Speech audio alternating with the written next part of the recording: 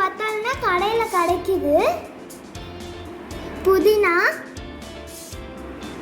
கொத்தமல்லி, 3 வெங்காயம், 2 பொட்டேட்டோ வந்து நான் பாயில் பண்ணி வச்சுருக்கேன், 3 சில்லி, க்ரீன் சில்லி, கொஞ்சமாக பெப்பர், ஜீரகத்தூள், கரம் மசாலா, அப்புறமா கொஞ்சமாக chilli powder.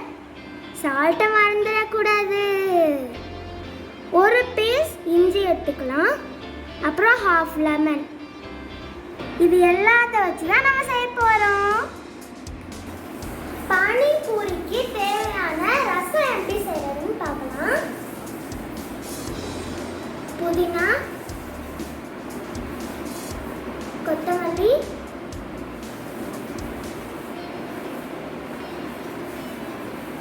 green chilies,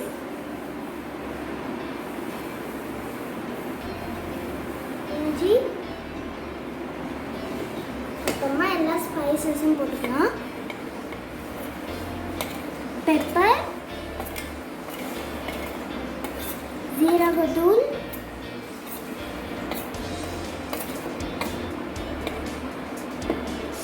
garam masala,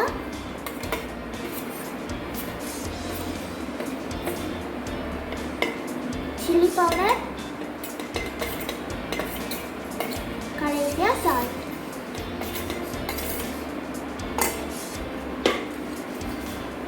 அப்புறமா நல்லா புரிஞ்சுக்கலாம்.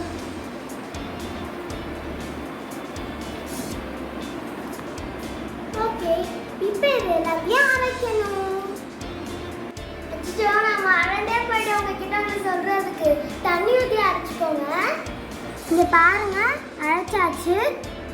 இதில் வந்து உங்களுக்கு எவ்வளோ தேவையோ அவ்வளோ தேவையான அளவு தண்ணி ஊற்றி ஃபில்டர் பண்ணிக்கோங்க. பானிபூரிக்குள்ளே வைக்கிற மசாலா எப்படி பண்ணுறதுன்னு பார்க்கலாம். ஆனியனை நான் இந்த மாதிரி கட் பண்ணி வச்சுருக்கேன் குட்டி குட்டியாக. பொட்டேட்டோவை மேஷ் பண்ணி வச்சுருக்கேன். அப்புறமா கொஞ்சமாக கொத்தமல்லியை இந்த மாதிரி நறுக்கி வச்சுருக்கேன். ஃபஸ்ட்டு நம்ம ஆனியன் போட்டுடலாம்.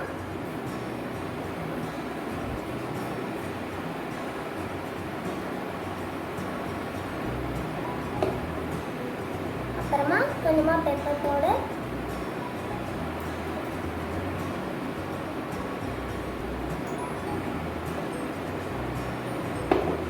அப்புறமா ஜீரகத்தூள்,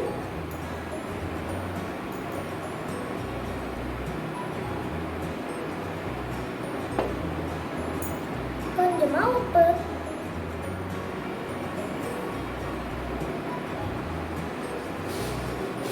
அப்புறம் கொத்தமல்லி.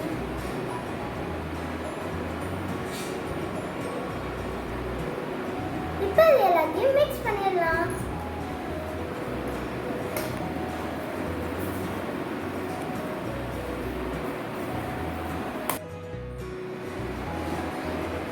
இந்த மாதிரி நல்லா மிக்ஸ் பண்ணிக்கோங்க. நம்மளோட பானிபூரி ரெடி, மசாலா ரெடி, ரசமும் ரெடி. இப்போ டேஸ்டிங் டைம். ஒரு பானிபூரியை உடைச்சுக்கலாம், மசாலாவை உள்ள வைக்கலாம்.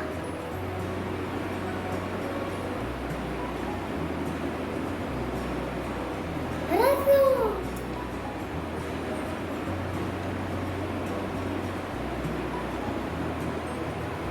சாப்பிட போறேன்.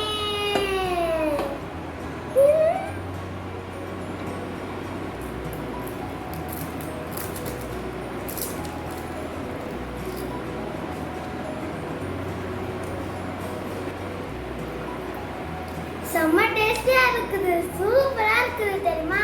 கண்டிப்பா நீங்க வீட்ல ட்ரை பண்ணணும், சரியா? ஓகே, நல்லதே நினைப்போம், நல்லதே நடக்கும். Thank you for watching the video. Bye. எல்லோரும் தயாராக இருக்கிறீர்களா? அப்புறமா மசாலாவை உள்ள வச்சுக்கலாம்.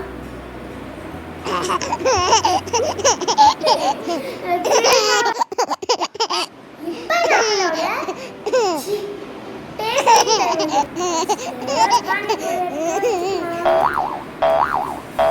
என்னை வச்சு ஒன்னும் காமெடி பண்ணலையே.